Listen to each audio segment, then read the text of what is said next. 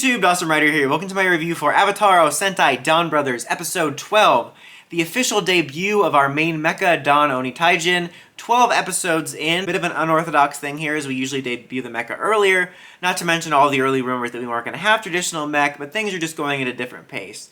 And in retrospect, it's actually not that different in some ways than some earlier Sentai that would take a while. I don't think it was episode 12, but Zyuranger really built up to building the mecha for the first time. I think it was an overall really solid debut for a really awesome looking mecha. I'm a little bit whelmed by the lack of explanation by it, but still some cool stuff. The episode actually revolved around the concept of lying, and that was, I guess, kind of the moral lesson of the episode. Because you have this new girl that's training with Oni's sister at the cafe who wants to be an idol, and she's lying about a series of things throughout the episode that, like, oh, I'm related to this other idol, which she's not, because the character comes in later and is like, oh yeah, people lie about being related to me all the time. And at one point, she lies about being attacked by the monster of the week that's going after idols, and Blue Light calls her out and takes her crutch away. He's like, no, you're not, you didn't get injured. That was a gamble, what if she had been? And so there's that aspect, and then it ties more so into Momotaro's story, because he can't stop telling the truth throughout the whole episode. Tact is just not saying true stuff. I'll pass, because there's a situation with his co-workers where one of them steals all these melon cookies, and then when the boss is like, who did this? Momotaro's like, yeah, it was him, and he gets in trouble, and as a result, he has to work on a day he would have had to pick up his mom.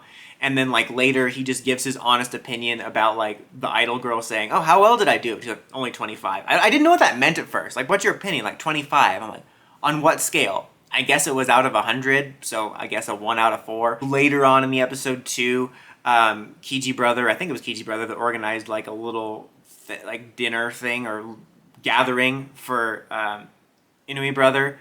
And then when he shows up for it, the cops are chasing him, and they're like, did anybody see this man? And everyone's like, no. And Momotaro's like, yeah, he's right there. And he doesn't understand the concept of lying, which kind of ties into his overall personality.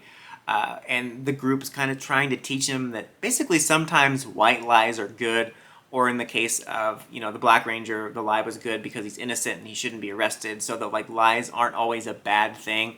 And they try to get him to lie, and he physically can't. And then he later has a discussion with one of the villain guys about lying, and it kind of goes into like, yeah, but sometimes you can have a beautiful lie, like the moon, which is just not using its own light, it's using the sun's light. Get it? The sunlight. I thought that was a really nice scene, and given the fact that they're likely both of the same species, creates a connection there.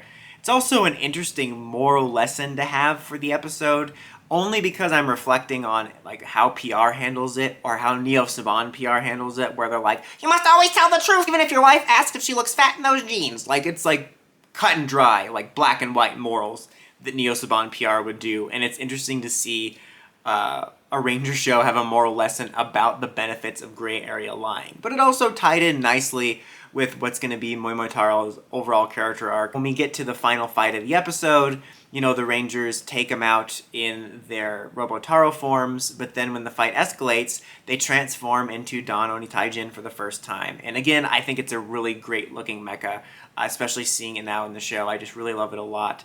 But what's unique is when they first transform, much like with the Robotaro forms, they're actually in standard civilian size first, which is kind of unorthodox and interesting. And it's like not changing the show radically narratively or making it feel like a vastly different Sentai show, but I think the way they've handled the mecha between this and the Enya Ride-On stuff at least leads to having things feel fresher sometimes, kind of like how in Go Busters you would have Rangers fighting on the ground and in the mecha at the same time, and it allowed you to not always have to stick to the same formula, and I appreciate that about it, and it's kind of neat just to see them fighting on the ground. It is kind of weird, though, to see the mecha suit in real size wielding the regular Morpher. But it's also kind of badass to see him transform to Megazord size by, like, blasting the ground and it creates this puff of smoke.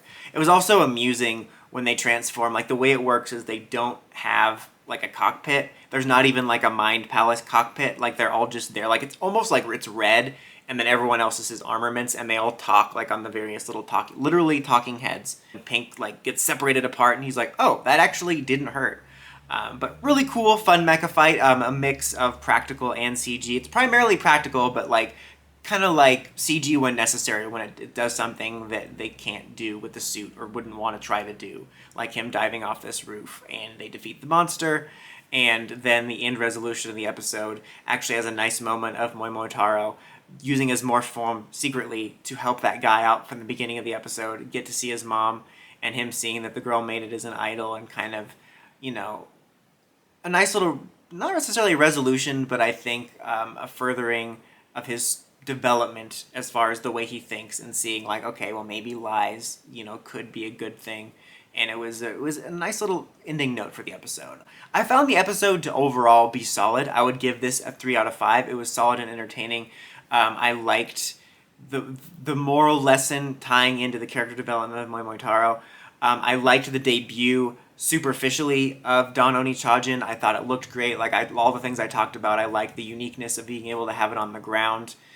In a way, them fighting like that in the Robotaro forms actually is almost like watching the Kikinoids fight last year. Maybe that was like a gateway into that. But anyway, I liked all that superficially, but I can't say that I'm not disappointed that it didn't have more of a story point. I did bring that up in previous weeks about how I was disappointed that there wasn't more of a storyline behind the Robotaros debuting other than here we have this, which I guess the writer is known for. I mean, I've watched other shows from him before, which I don't mind him prioritizing character over toy stuff, but sometimes I think it can benefit the toys if they feel like they have meaning behind them. Like, it makes me more attached and excited to them. Not that I would need a reason to pick up the mecha for my collection, but it's like, okay, fine. The Robotaros didn't have a story point significance outside of the character focus happening. But I thought the Megazord might. Mainly, I couldn't help but think as the episode wrapped up, and as I thought about the scene of them about to have that lunch with Inoue Brother, about how there's been this long-running thing about the team kind of uniting and all finding out who each other is, and all we have left is for the Black Ranger to find out who the team is. And I couldn't help but think that the debut of this mecha would have been perfectly timed with all the Rangers finding out each other's identities and fully uniting. So as the team unites, they literally unite in the form of the Megazord. I think that would have been cool.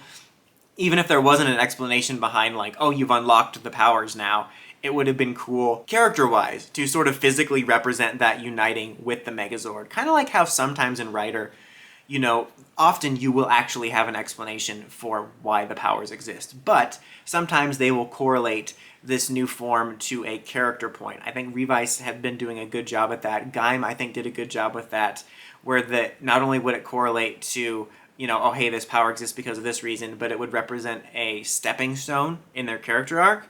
And I think it would have been nice for the debut of this mecha to represent the stepping stone of them uniting more like a regular Sentai. But that was really the only thing that held it back for me. I really did enjoy the debut superficially and thought the episode was solid, but I am disappointed overall there wasn't more of a story or character impact in regards to the debut. But that's about it for this one, guys. Until next time, don't forget to like, comment, subscribe, and climb the steps and ring that bell, and leave your thoughts on this episode in the comments. Dawson Ryder, signing out.